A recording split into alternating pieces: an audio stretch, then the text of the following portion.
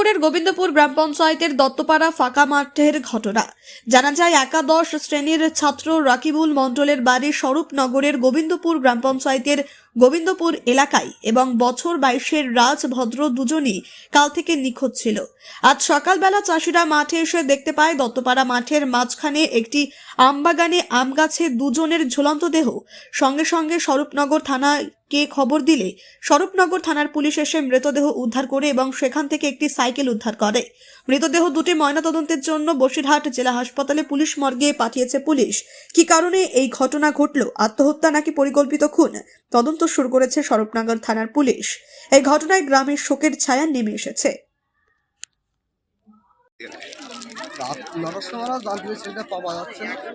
রাত্রে আমরা খোঁজখবর করি, তারপরে রাত্রে যেটা সিদ্ধান্ত থানাকে সন্ধ্যাকে পুলিশকে নিয়ে আমরা মাঠেও খুঁজে আসি। রাত 2বার পর্যন্ত খুঁজেছিলাম। তারপর থানায় ফোন করা, থানা বলে এখন আসলে হয় সকালবেলা আসলে সেইভাবে আমরা প্রস্তুতি নিয়েছিলাম যে থানায় গিয়ে ডায়েরি করবো, নিখোঁজ ডায়েরি। পরবর্তীকালে আমরা সকাল 6টা 7টার দিকে মনে হচ্ছে আমরা জানতে পারলাম যে দুটো লাশ পাওয়া গিয়েছে। এসে দেখি আমাদের রাজভদ্র দত্তরায় বাড়ি, আর একটা বাড়ি খুব সম্ভবত গোবিন্দপুর বাড়ি, গোবিন্দপুর মুখার্জিপুরের বাড়ি। এসে দেখলাম আমাদের লাশ আমরা শনাক্ত করেছি। দত্তপাড়া রাজভদ্র, বাবার নাম প্রশান্ত ভদ্র। যে এটা আমরা জানতে পারলাম, আর আমরা নিজেও দেখেছি এটা কী অবস্থা কীভাবে ঘটেছিল আমরা জানতে পারছি না। এখন পুলিশ তদন্ত করে সঠিকটা তদন্ত করে বের করুক, এটা আমরা চাই। আপনার নাম? আমার নাম আলমামুন মণ্ডল, দত্তপাড়া। কালকে আমার বাড়ির সামনে আমার ভাইপো হয় সম্পর্কে, ওর নাম হচ্ছে রাকিবুল মণ্ডল। ও বাড়ি থেকে বেরিয়েছে, কাল সকালবেলা ছিল। ও সকালবেলা 10টার পরপরই বাড়ি থেকে বেরিয়েছে। সকাল মার সঙ্গে ফোনে কথাও হয়েছে। বিকাল সন্ধ্যা পর ফোনে রিসিভ করছে না। তখন বাবা আমাকে ডেকে বলে যে ছেলে না ফোন রিসিভ করছে না, ভোররাতটা ফোনে সুইচ অফ। তো ছেলের তো খুঁজে পাচ্ছি না, কী করবো? তাহলে যদি খুঁজে না পাওয়া যায় তাহলে প্রথম কাজ হচ্ছে আমাদের মিসিং ডায়েরি করতে হবে। তো মিসিং ডায়েরি করবো বলে ঠিক বেরিয়ে প্রস্তুতি নিচ্ছি, বাড়ির থেকে থানায় যাবো। অ্যাট এ টাইম খবর পেলাম যে দত্তপাড়া ফাঁকা মাঠে দুটো লাশ একই কাছে ঝুলছিল, মানে গলায় বেড়ে দেওয়া। এসে দেখলাম হ্যাঁ তার মধ্যে আমাদের দাদার ছেলেটাও আছে। সঙ্গে সঙ্গে পুলিশকে ফোন করলাম, পুলিশে আসলো, পুলিশ এসে এখানে ডেড বডি নিল।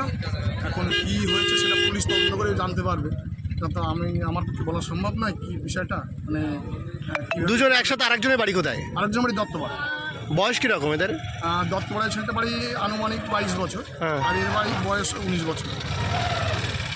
আচ্ছা, বাড়ি কোনো সমস্যা ঝামেলা ছিল কি? না, তেমন কোনো ঝামেলা, ওই একটাই তো ছেলে, সারাদিন বাড়িতেই থাকে। বাড়ি কোনো সমস্যা নেই। তোর নাম কি? নাম রাকিবুল মণ্ডল। ঠিক আছে।